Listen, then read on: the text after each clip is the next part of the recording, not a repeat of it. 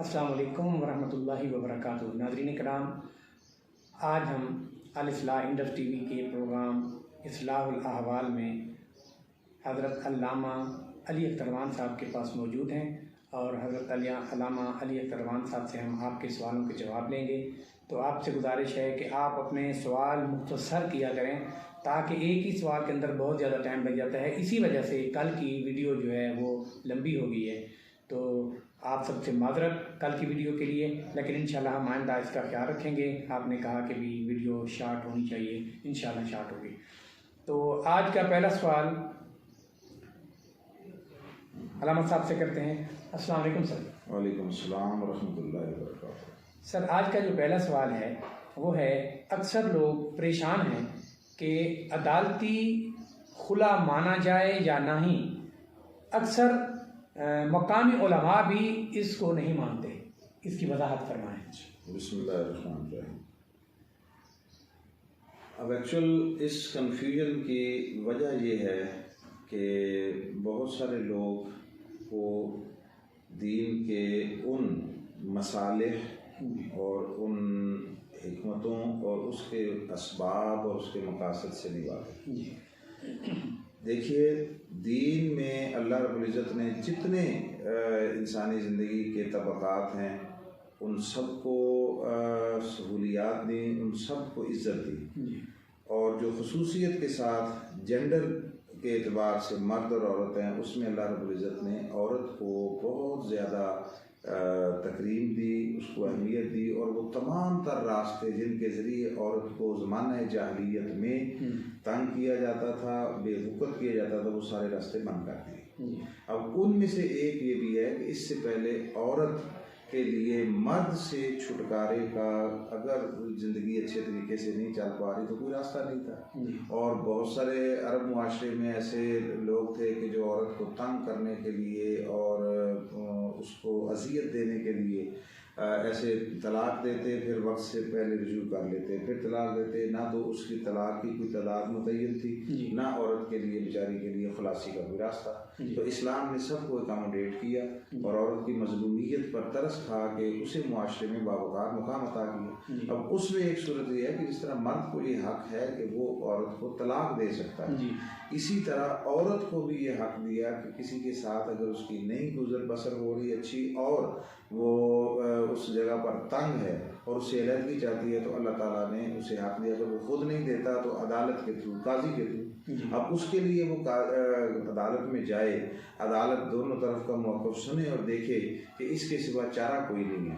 मैं उसके सारे प्रोसीजर की तरफ नहीं जा रहा, मैं डायरेक्ट बुनियादी बात कर रहा हूँ। अब अदालत ने कहा कि ठीक है इनकी अलहदगी हो जाए, तो जिस तरह अदालत में किए गए निकाह का एतबार है उस पर तो उलमा कोई नहीं कहता कि अदालत में जो किया गया निकाह वो नहीं होता। तो अगर अदालत में किए गए निकाह कोर्ट मैरिज उसका एतबार है तो अदालत की डिग्री पर अदालत ने अपनी अथॉरिटी से जिनके दरमियान अलहदगी कर दी उसको कैसे रद्द किया जा सकता है। सो स्टेट और रियासती अदारे वो इस मामले में पूरी अथॉरिटी रखते हैं, हैसियत रखते हैं, उनके फैसले को मुआशरे में नाफिज किया जाएगा। ये उनका मामला है कि उन्होंने किन बुनियादों पर किया, किसी को एक्स्ट्रा ऑर्डिनरी कोई उन्होंने रिलीफ दिया या किसी के साथ ज्यादती की, इसके वो जिम्मेदार हैं। मगर जब अदालत का फैसला आ जाएगा तो उसको माना जाएगा, ख़ास कर अगर वो किसी औरत और ख़ातून के लिए आसानी का बायस बनेगा तो उसको एक्सेप्ट किया जाएगा और उस पर अमल दरामद किया जाएगा। शुक्रिया जनाब। दूसरा सवाल है, फ़िक़्ह हनफी के मुताबिक मगरिब की नमाज का वक्त गुरूब के कितनी देर बाद तक है? अच्छा, ये देखें कि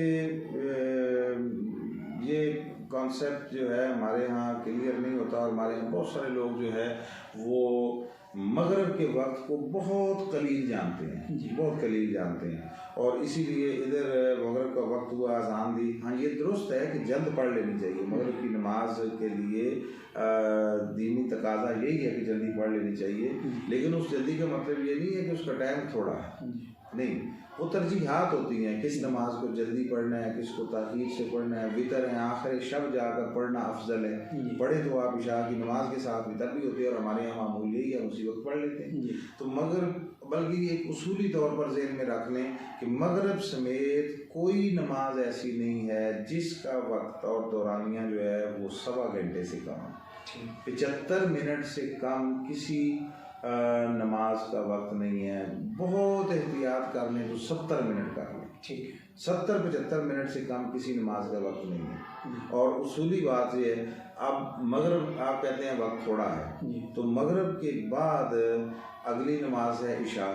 तो फिर हमें बताएं कि जिस वक्त आप कहते हैं कि 15 मिनट गुजर गए हैं, अब मगरिब का वक्त कम हो गया, तो क्या फिर 20 मिनट के बाद इशा की नमाज पढ़ लीजिए?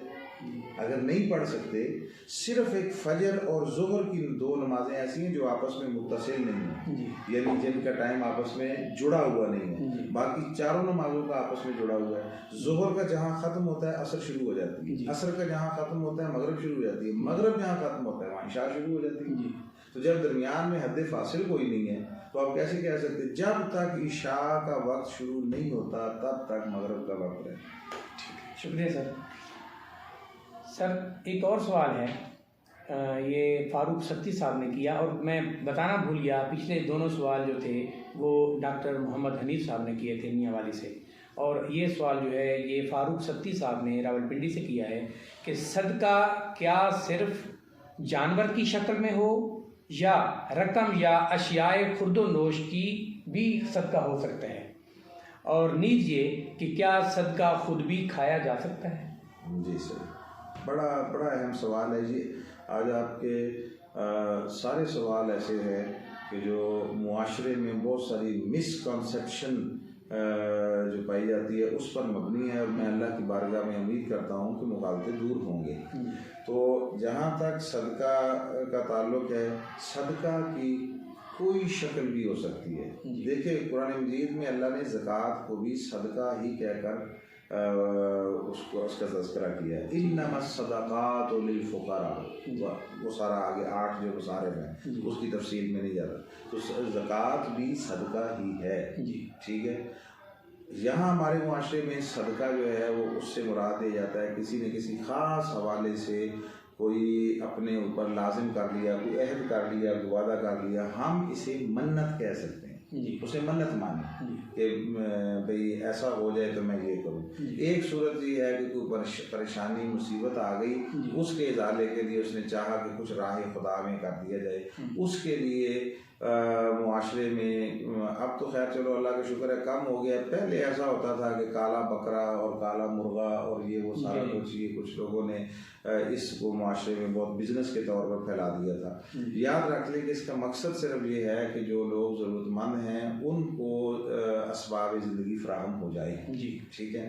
अब वो बहुत पुरानी मुआशरत जिसमें करेंसी नहीं होती थी, जिसमें लोग सर्विसेज के इवज़ या चीज़ के बदले, या फिर एक जो बड़ा पैमाना था वो सोना था। सोना मुआशरे में हर किसी के पास होता नहीं था, और अमूमी तौर पर मुआशरे में गुर्बत और महरूमी के हालात होते थे। तो उसमें ऐसा होता था कि दूसरों को भी उनके घर देखे हालात ऐसे हैं कि शायद महीनों गोश्त नहीं खाते, चलो वो इसको मुआशरे में फ़रोग़ दिया गया था कि वो लोग भी ज़िंदगी की सहूलतों और लज़्ज़तों से जो है वो इस्तेफ़ादा करें।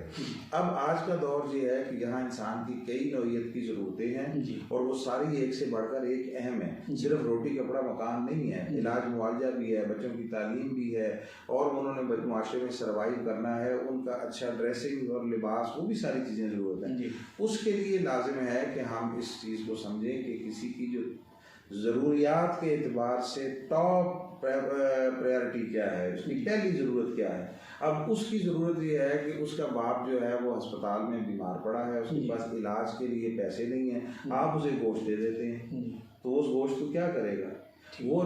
चलो बाप तो खा सकता है, ये नहीं खा सकता, वो खुद भी उसे सुकून से नहीं खा सकेगा, उसका बाप अज़ियत में है।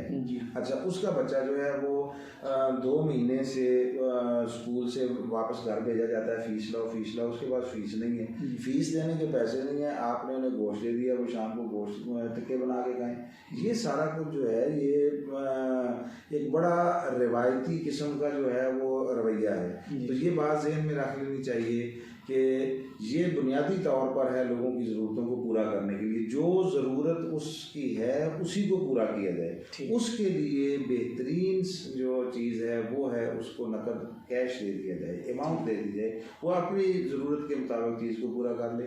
सिर्फ 2 चीज़ें हैं जिसमें मैं कहूँगा कि जानवर का ज़िबा करना या खून बहाना वो ज़रूरी है। एक है वो जो अल्लाह ने हुक्म दिया है और वो हुक्म है कुर्बानी का। कुर्बानी के मौका पर हमें कोई 100 लॉजिक्स बयान करे, हम इंशाल्लाह लॉजिक का जवाब लॉजिक से देंगे और देते हैं सारा कुछ, मगर कुर्बानी को हम कैश के साथ जो है वो चेंज नहीं कर सकते। कुर्बानी रहेगी, वो नहीं होगा। दूसरा, किसी ने मन्नत मांगी, उसने ये कहा है कि मैं बकरा दूंगा, मैं दूं, वो जो मन्नत मानी है या कोई नज़र मानी है अल्लाह के नाम, उसको उसी फॉर्म में जो है वो प्रॉपर परफॉर्म करना ज़रूरी है। उसमें तब्दीली नहीं करेगा, तब्दीली करेगा तो वो अपने अल्फाज की खिलाफ वर्जी करेगा। लिहाजा जिस शक्ल में भी चाहें आप दें, हत्ता कि कैश हो या काइंड्स हो। आपको पता है उनकी ज़रूरत है लिबास, पैसे दिए तो वो भी ये संभाल नहीं पाएंगे और लिबास क्या पता ना लें, कोई और चीज़ों पर खर्च कर दें, तो आप उनके बच्चों को कपड़े दे दें, लिबास दे दें, स्कूल की फ़ीस अदा कर दें, हॉस्पिटल के अखराजात अदा कर दें, दवाइयाँ ले दें। फिर दूसरी शय ये है कि क्या हम इसको खुद खा सकते हैं? नहीं। जो सदका आप देना चाह रहे हैं किसी के लिए, गरीबों के लिए, उसमें से खुद नहीं खाएंगे, ठीक है, वो आपकी तरफ से है, वो रद्द बला के लिए सब कुछ है, वो उनको दें जिनकी ज़रूरत है, और वो रिश्तेदारों वगैरह में भी ना दें। उसके लिए अल्लाह ताला ने कुर्बानी और अकीके का एक निज़ाम बना दिए। आप वैसे कोई जानवर लाएं, घर में ज़िबा करें, सबको दावत दें, खिलाएं और उसमें से गरीबों को दें, वो दुरुस्त है। लेकिन जो फिक्स उनके लिए है कि ये सदका है और ये गरीबों और मिस्कीनों के लिए है, तो उसमें से खुद नहीं लेना चाहिए। ठीक है, शुक्रिया जनाब, बहुत मेहरबानी। हमने कोशिश की है कि आज मुख्तसर वीडियो बने, अपने टाइम के अंदर ही ख़त्म हो, तो आप तमाम को अल्लाह पाक खुश रखे, सलामत रहें और अल्लाह पाक आपके लिए आसानी पैदा फरमाए। अस्सलामु अलैकुम वरहमतुल्लाहि वबरकातुहू।